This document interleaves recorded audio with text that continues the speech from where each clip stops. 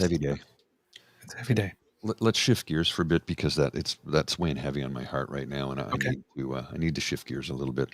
I want to go towards something I alluded to it earlier, with David Wallace, and it's in regards to Pierre Poilievre yesterday, when they actually asked him about the whistleblower thing. He said, why did you pay for the whistleblower's legal fees? And his answer was basically, well, we're the party that protects whistleblowers, except, and then he ran away, like a long pause, and then left. Mhm. Except the whistleblower blew the whistle on something that wasn't a thing. Mm-hmm. He was cleared of any wrongdoing. Mm-hmm. So that's why I'm saying, it's like in the UCP with Jason Kenney, we had the kamikaze candidate. Do we have the kamikaze whistleblower here? and of course, what's his response? I'm going to air the clip because it's just, this is. Does this one show him running away though? Yes, it does. Okay. Because the one I saw was cut before that. This is the 1 minute and 45 seconds. All right. Mr. Poilievre, a question on a different subject. Can you confirm that your leadership campaign paid $37,000 in legal bills for whistleblower Debbie Jaudoin, and explain why this was an appropriate use of funds donated by your supporters to help win the Conservative leadership last year? I don't have those numbers in front of me, but Debbie Jaudoin is a courageous whistleblower. She is a widow of a former Canadian Forces member.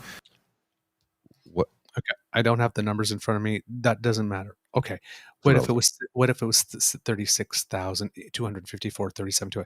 Did you pay money to cover the whistleblower's legal expenses? Period. And you don't need the numbers in front of you to know whether or not you did. Well, that whole. Hang on a second. That whole. She's let's just back it up. Yeah. So. Is a courageous whistleblower. She is a widow of a former Canadian Forces member. Reminds me of this.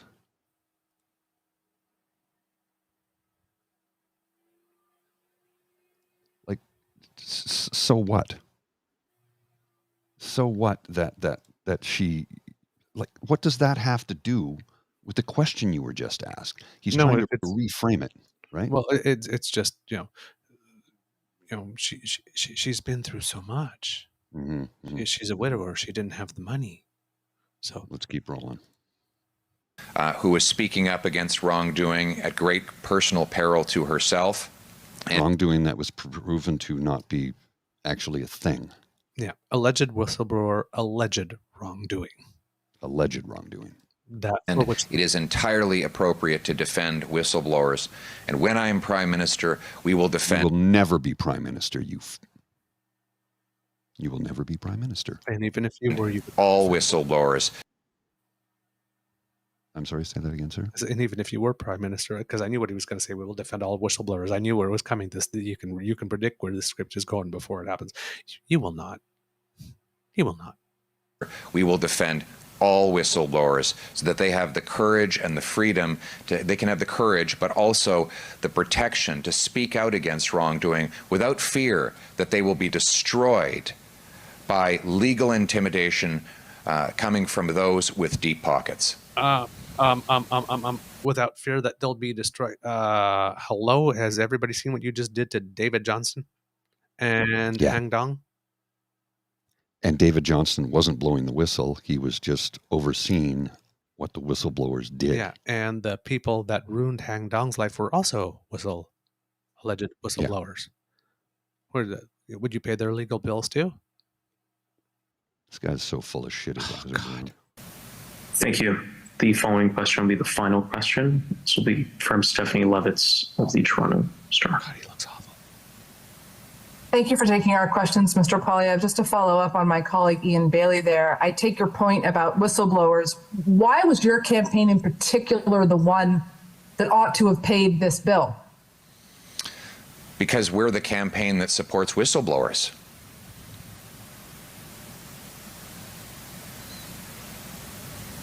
Okay, thank you very much. This concludes the press conference. Thank you very much. Official opposition leader Pierre Poilievre in Timmins, Ontario, responding to today's cabinet shuffle. Now, if for Justin Trudeau. Okay, not so much a runaway as A non-answer and I'm leaving. well, somebody declared he stayed, declared the thing over. So I mean, not so much a runaway, but yeah, We're the campaign that supports whistleblowers and says nothing else after that. but the journalist needed to say something else there. Agreed. There was a pregnant pause. There was tons of time for painfully obvious follow-up question. Yeah, and they let it go. I guess it's because one question and you don't get asked to follow up. Well, what made her worthy? What made her claim Mhm. worthy of not only protection from the party, but also you spending political donation money that is generally subsidized by the taxpayer on acquiring information from a alleged whistleblower that turned out not to be true, and you paid that money to benefit your campaign, and you reported it as election issues matter.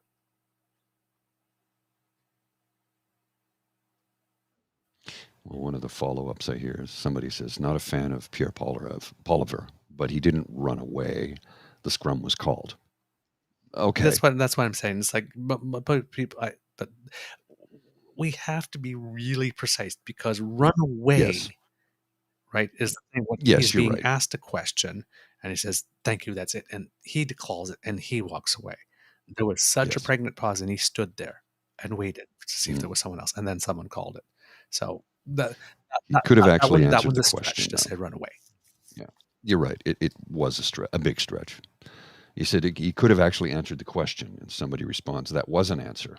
It was an So in answer. your mind, it was an answer. So in your mind, it was appropriate for a CPC leadership contestant to pay the legal fees of a whistleblower who later turned out to be a proven liar.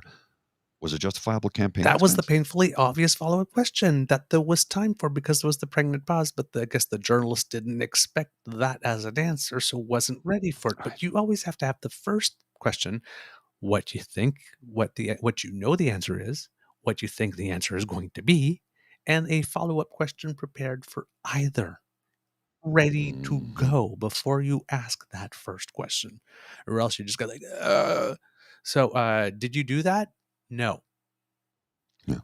Not no because, not no why, just no. Would you care to elaborate on that, please?